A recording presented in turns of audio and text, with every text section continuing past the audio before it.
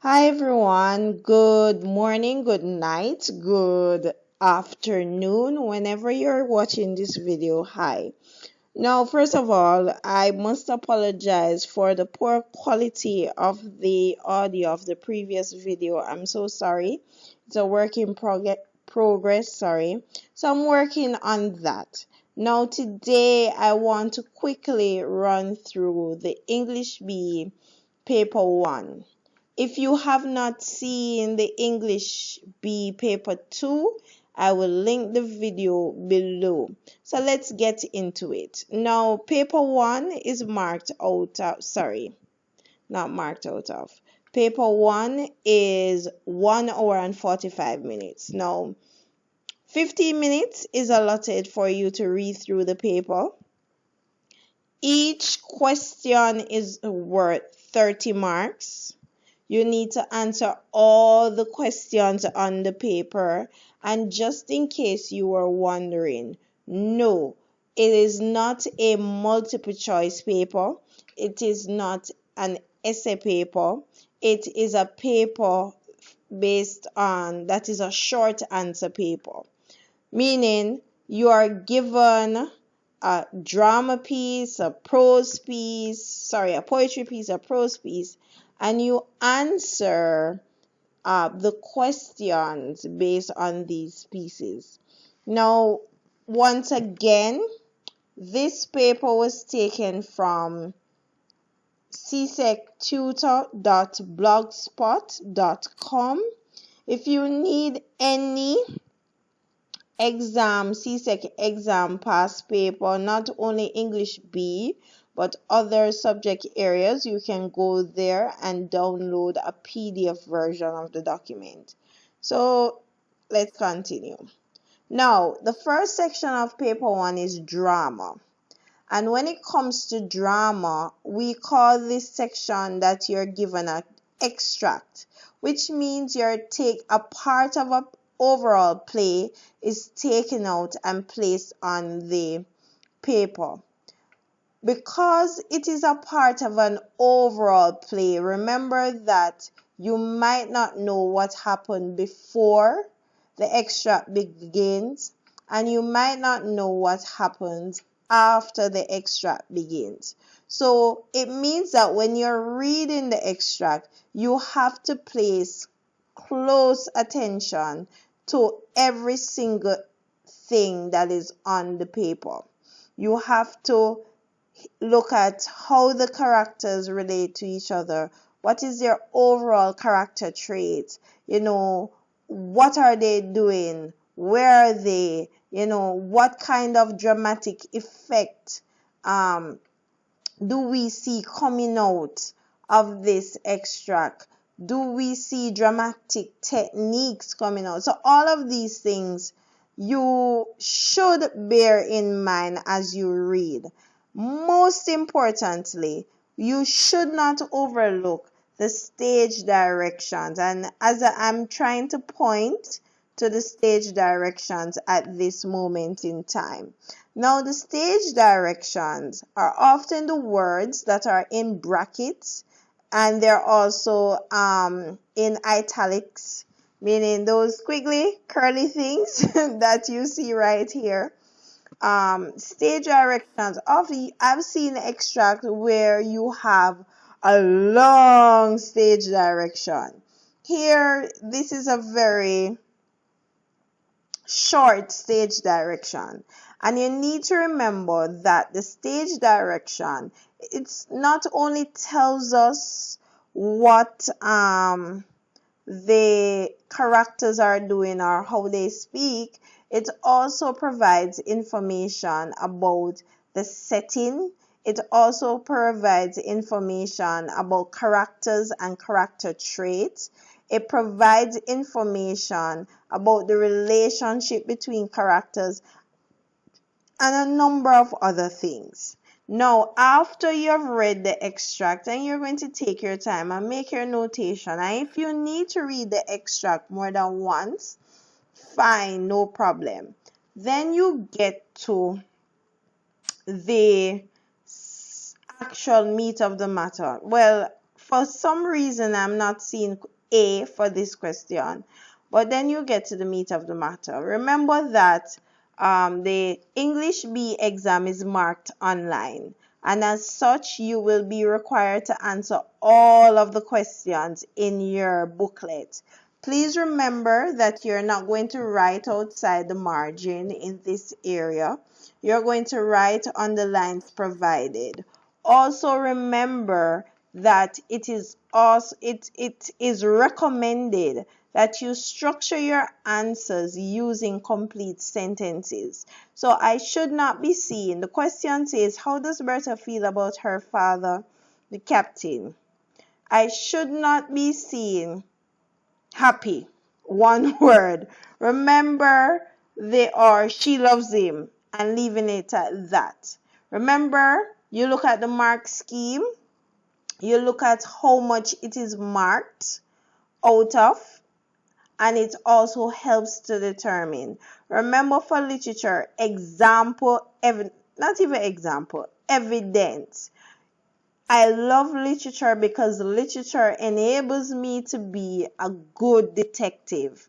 And a good detective or a great lawyer cannot win a case without having evidence. So in literature, please, whatever you have to say, put your evidence to support what you have to say.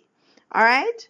And so don't be surprised if you see questions that ask about dramatic techniques like dramatic irony, the use of soliloquy, and so many other things. So you might see our monologues. So dramatic techniques are, and I don't want to use back the word techniques, but are devices that the writer uses to bring across his point, and he uses it in a way that is based on the genre that he's writing. I hope that makes sense for you.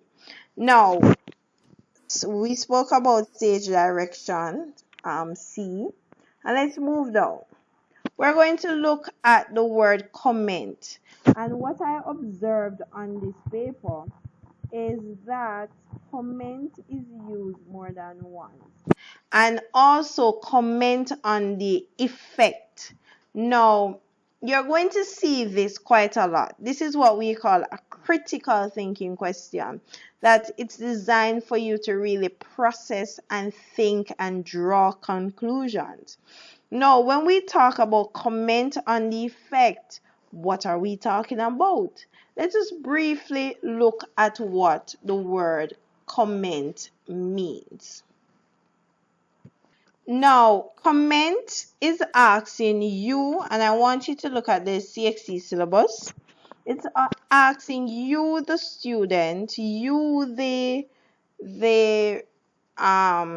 person who is answering the question, to state how you're supposed to examine by stating how the writer uses different elements to create meaning and effect. So basically, you're making a statement about the writer's use of, whether it be literary devices, whether it be props, etc., to create effect.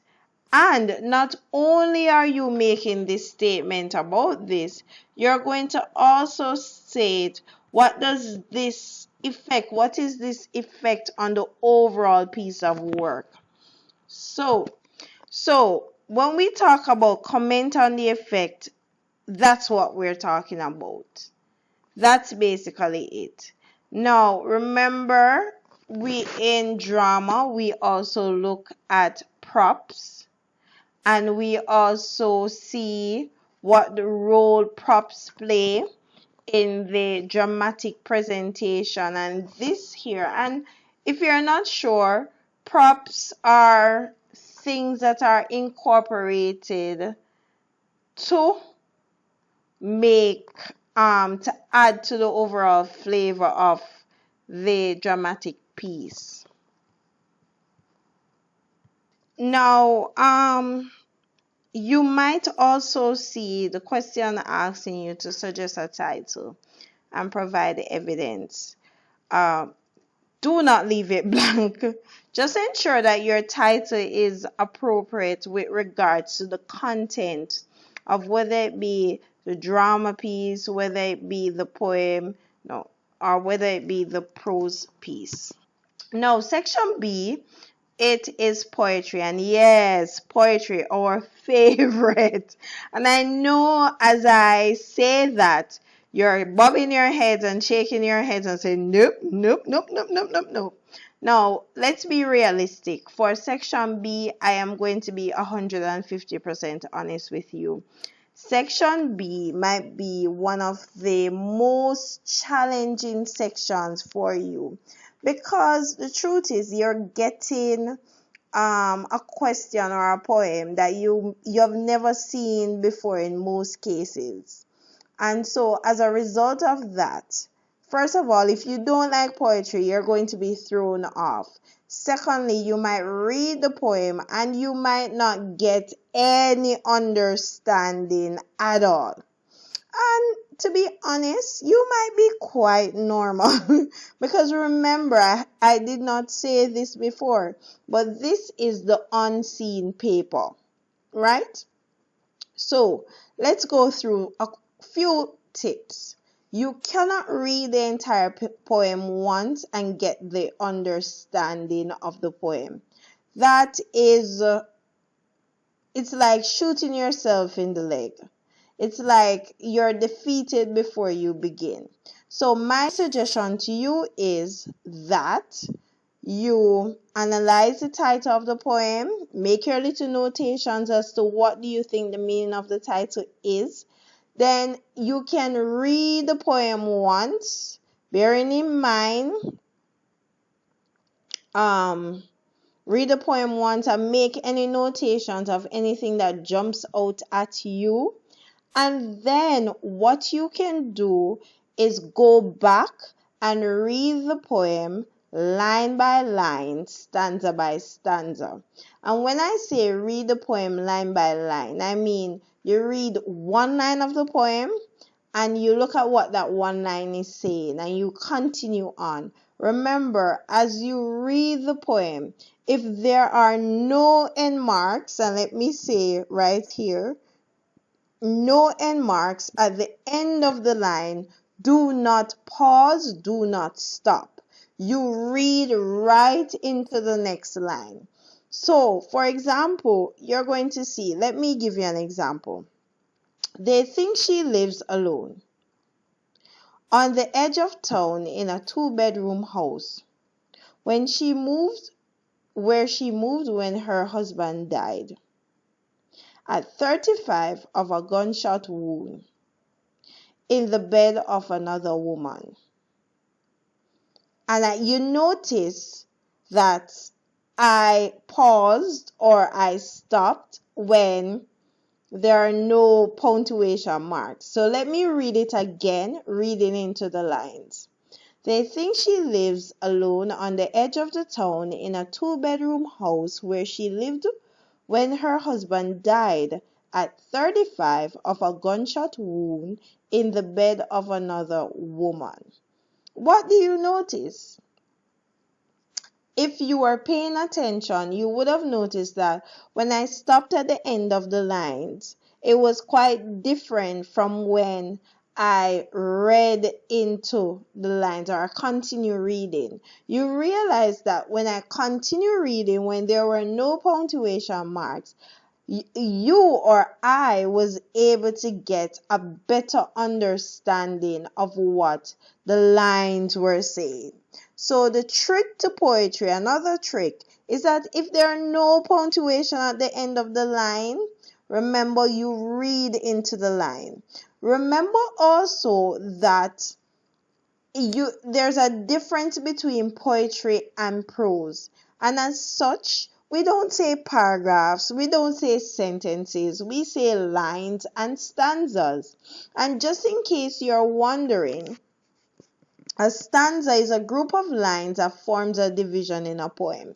So for example, you see lines 1 to 5, 6, and there's a division right here, and then there are another group of lines. So if you should look at this poem before you, and I'm going to try and scroll down, I'm going to be scrolling down. How many stanzas would be in this poem? And the answer is there are 4 stanzas in this poem. So if you look, you see stanza 1, stanza 2, stanza 3, and stanza 4. Why is this important? It is important because oftentimes on the exam paper, the question says in stanza 4, da da da da da, or line whatever. Also, you see where the lines are numbered. So you can also make note to say in line, and do not just write line 15 and leave it alone. You write line 15 and you write out the line. Whatever lines you're referring to, write out the lines. Nobody has the time to go back to check what line 15 is supposed to be or was. And these are some things that really, they're good practices for literature students. I hope those tips are better able to help you to understand how to read, how to analyze the poem. And as you go on, as I said, poetry is different from prose, but once you start to read, you realize that the information from stanza 1 links to stanza 2, 3, and so on, and all of that gives you a picture of what the poet is trying to say. Remember, unlike the prose, the poet is trying to convey his message in as little words as possible. This is what we love to call economy of words. He's using as little words as possible to convey his message, and as such, he's going to use his figurative devices to create images in our mind so that we're able to see and understand what he is saying. I hope I'm not just blabbering on and you can understand. Let us look at the question. So this is pretty simple. 3 things we learn, and notice as I said stanza 1. So that's good for you to understand stanza 1. Also note that when you're quoting a line, when the end of the line, so for example, this right here is showing me that this is a new line. This is the end of one line, and that's a new line. Alright, so we look at identify the figurative device. And when we talk about figurative device, we say similes, metaphors, personification, alliteration, assonance, and the list goes on. Let me know below if you want me to do a quick run through between the difference between a simile, a metaphor, personification, any one of those. Moving right along. Comment on its effectiveness. And I love to say to my students that this is our most favorite question in the whole wide world. And I normally say that because I am being sarcastic, because I know it's not their favorite question. Most of you do not like the effectiveness questions because the truth is you have no clue what the effectiveness questions are saying.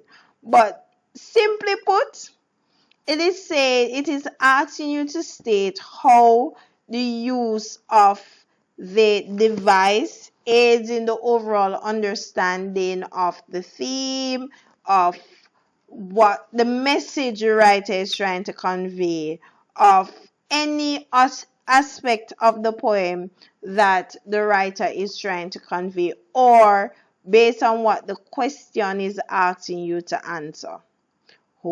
So that's it. So when you use like large blackbird She fed on the. What does that? What? First, you identify. Sorry. First, I get really excited and tongue-tied. So let me.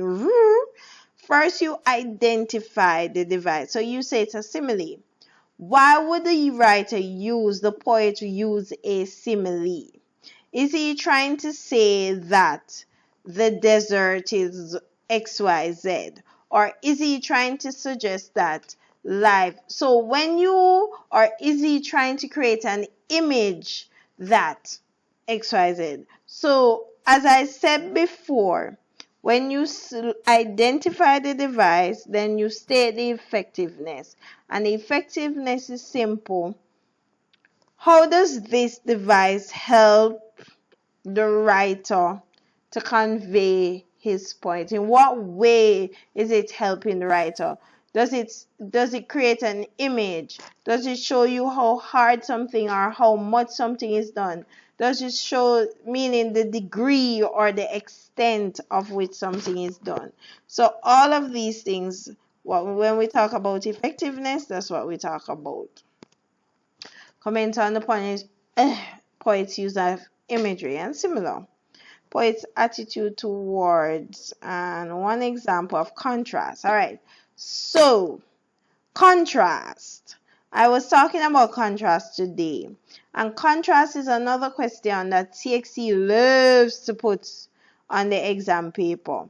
And when we talk about contrast, contrast shows the difference, and contrast can be seen in a number of ways. So for example, if the poem starts and it is light and the mood is light and airy and sunny, and then it moves to one of despair and darkness and all of that, that is considered to be contrast, because you see a difference in what was presented at the beginning of the poem to what was presented at the end. So that is when we talk about contrast. That is what we talk about, where you see probably the change of mood, atmosphere. We see things being one way at the beginning, at the end it is something else. And then the question might say, how does this use of contrast shows XYZ? So you need to look at, why is there a change? And why would the writer, or sorry, I keep saying writer, the poet put this contrast in the poem? Once again, guys, as I said, it might be daunting, but it is not impossible. You remember the types of questions that are asked, the effectiveness questions, the questions that deals with, so you need to ensure you're reviewing what is comment, what is imagery, review your figurative devices. Now, moving on to section C, prose fiction, and for section C, you receive extract. An extract, it could be from a story, from a novel, whatever it is. And you read your extract, and they normally state below here where the extract is from, and then you answer your questions. And the questions are normally based on characterization, speaking about the character, the conflict. Once again, our favorite question, effectiveness, is back on the paper.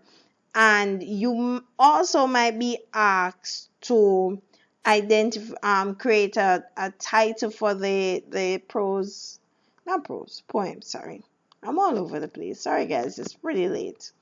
All right, what am I? Okay, talks about device. So you see right here the significance of the rum shop, meaning what is the importance. Oh, and it talks about the theme. Remember, you need to look at some common themes you can review.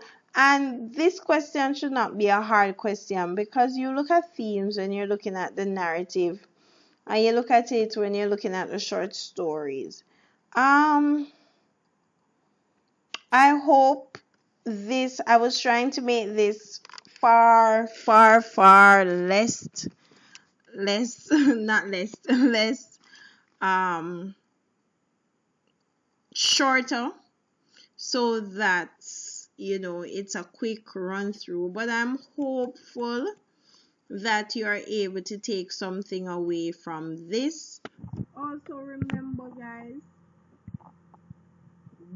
I think a lot of students, the mistake that they make is that they begin to feel overwhelmed and they give up. And I am going to say to you, do not give up. Don't give up. Don't give in, don't give up. Don't get too flustered that you don't remember anything. And follow what your teacher says, follow the tips that you have been given, and do the best that you can do. So come back tomorrow. I am going to have another video on a different section of the paper. No, not a different section, but I'm going to go on to English A.